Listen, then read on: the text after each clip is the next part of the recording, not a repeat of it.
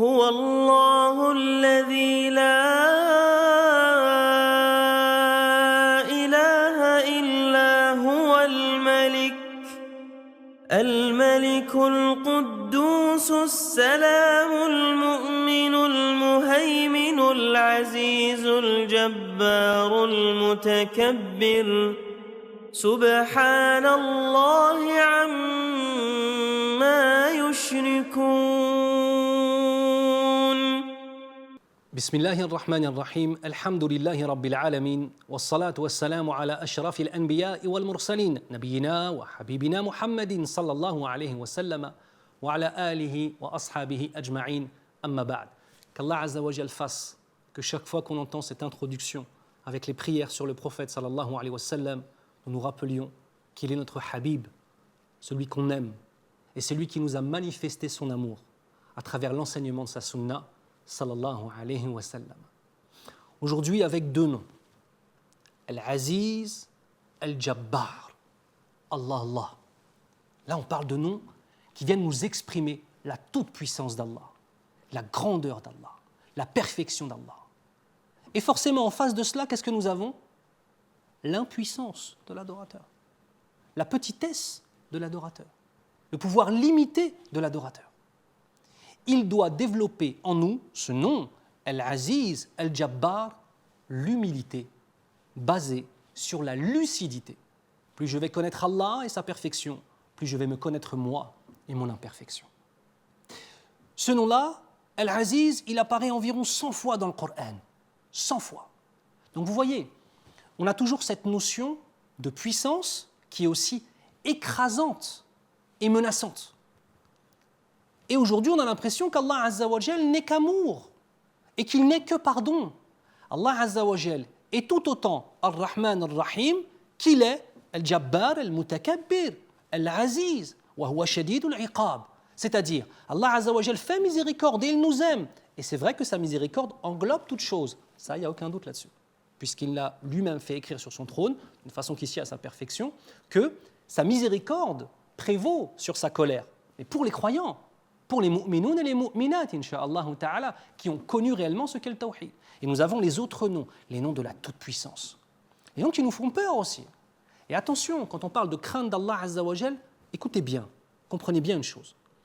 La crainte des créatures est une crainte où on peut potentiellement subir leur injustice. La crainte d'Allah Azza wa Jal n'implique que le fait de subir la justice divine. Et cette crainte ne nous fait pas tomber dans la haine ou dans une peur excessive. Elle développe notre amour en comprenant qui je suis. L'enfant craint ses parents. L'enfant craint la punition du père. Est-ce qu'à un seul moment cela enlève une part de l'amour de l'enfant pour son père ? Absolument pas. L'enfant craint les pleurs de la mère. T'es un garçon, t'as fait pleurer ta mère. La dunya, elle s'est écroulée autour de toi.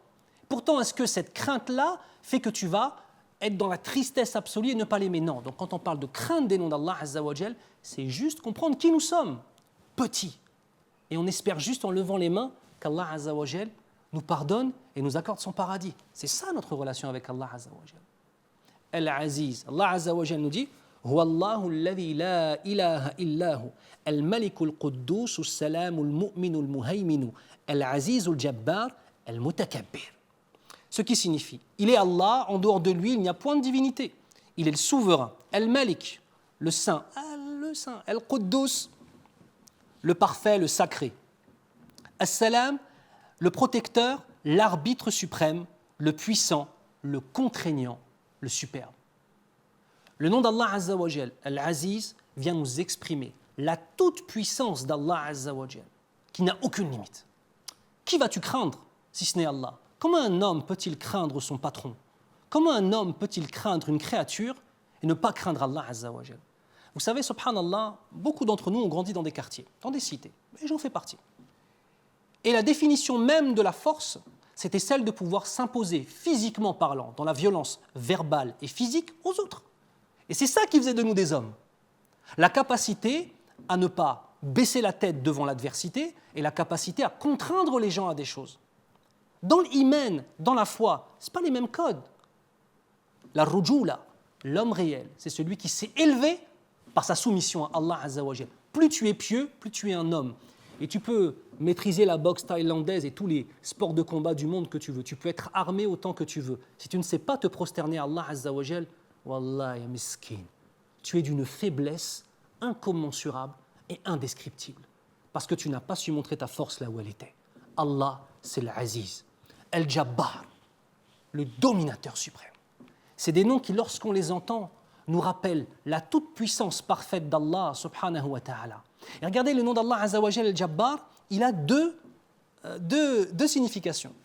Premièrement, le dominateur suprême, mais aussi celui qui répare. Allahu Akbar. Donc il te domine et sa puissance est écrasante dans certains éléments. Quand tu as commis un péché et que tu penses au nom d'Allah Azza wa Jal Al-Jabbar, tu te retrouves tout petit. Mais aussi, quand tu vois cette puissance et ta petitesse, tu sais que le puissant qui est juste va te faire miséricorde parce qu'en plus tu es un miskin et parce que tu n'es pas puissant. Le prophète sallallahu alayhi wa sallam, dans une invocation, nous dit « Allahumma ghfirli » Ya Allah, pardonne-moi. « Warhamni » et aie pitié de moi. Écoutez bien « Wajburni » réconforte-moi. « Wahdini » guide-moi.